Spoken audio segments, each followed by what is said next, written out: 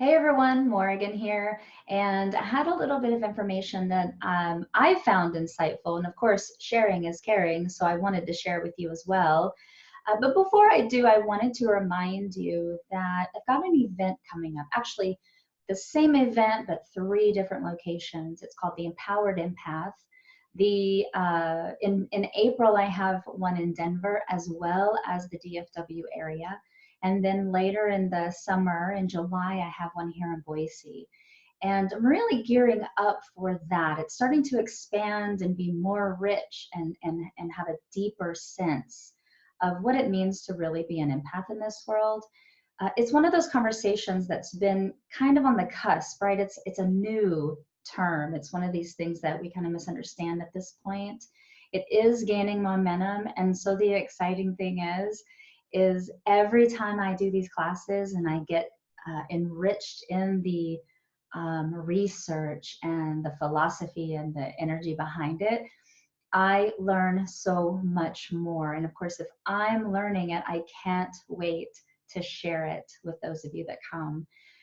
So today, one of the things I wanted to share with you that I happen to be freaking stoked about is a trauma response that you might be familiar with. Now, of course, we know the standard two, the main two, which is fight or flight, right? These are the adrenaline reactions to trauma, to danger, to something coming at us. And generally, we either run away from it or we stand our ground and fight.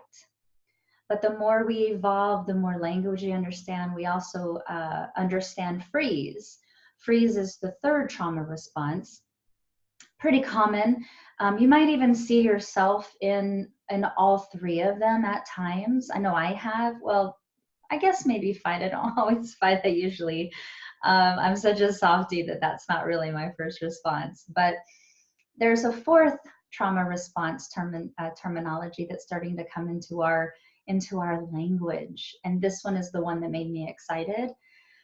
Not excited that I realized my entire lifespan was spent in this energy, but excited because anytime we give language to something energetic within our field, it gives it form, right? It gives it a tangibility, something we can grab onto and something we can understand.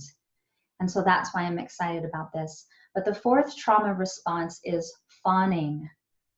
And fawning means essentially, please look it up, immerse yourself in your own research, but essentially it is the trauma response of anticipating everyone's needs around you to such a degree that you're able to give them what they need before they might even know they need it. It is a form of survival that is intuitive. It is based on body indicators and facial expressions, and we're reading the room to anticipate the need of the person. And it's a way to keep us safe. It's a way to have acceptance and even adoration, because if we're always there for that person, we're hoping and kind of feeling that we'll get that reciprocal energy back. There isn't anything wrong with anticipating one's needs. There is a compassionate connection to that. There is a consideration of being, that person that can see the needs of another person. Where this becomes a trauma response is when the person is doing it out of a habit, out of a place where there was once trauma, and this is how we adapted to survive. And so that trauma response becomes automatic. This is, of course, not tied to the empath alone. Anyone is capable of having any of these trauma responses, even a combination of all four. But I would bet money that the majority of empaths are classic professional fawners. I would put money on it that this is how we got through these traumatic experiences in our childhood. And so the issue around that is it becomes ingrained so easily, so deeply that we don't even realize we're doing it. For me, in that context, this is where the empath becomes the people pleaser They become the caregiver. They become the giver of everything. And again, where the giving is not a bad thing, it's not a wrong thing, it's the rate in which we give, the amount that we give. We give everything in the hopes that we get it back. We give all of our time, all of our resources, all of our money, all of our love, in the hopes that we get one scrap of it back. And so perpetually setting us up for this will empty the empath.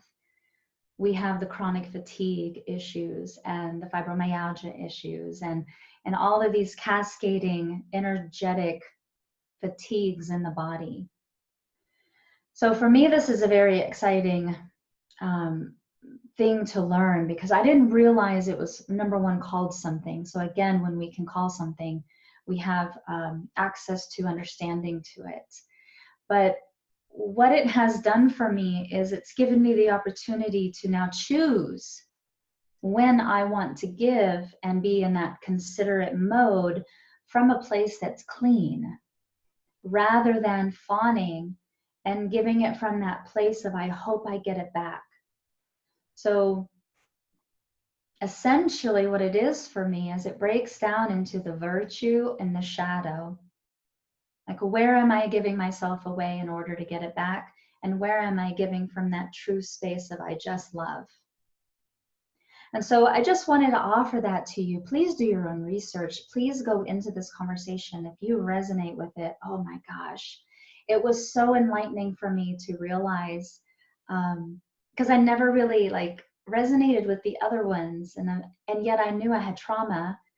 And validation is a powerful tool, knowing that something that you have is called something and you're not crazy. There's so much beauty and bliss in knowing that you're not the crazy one, right?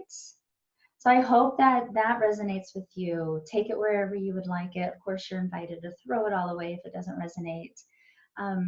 These are the kinds of conversations I'm going to be having in the Empowered Empath. For me, it's time, once and for all, that we not only understand how unique and special and different this is, and I'm not saying we're more special than everyone else, but it is its own specialness, and we don't understand it fully. And it's time we do. And it's time that we not only understand it, but it's time that we master it. It's not enough to know that we are an empath. It's time for us to step into it on a bold, powerful, anchored level, and to be able to apply the strategies and the practices to get out into the world where we belong. We've hidden enough. We've hidden away from the world. We've let everybody else have the adventures and risk and love and have it. It's our turn.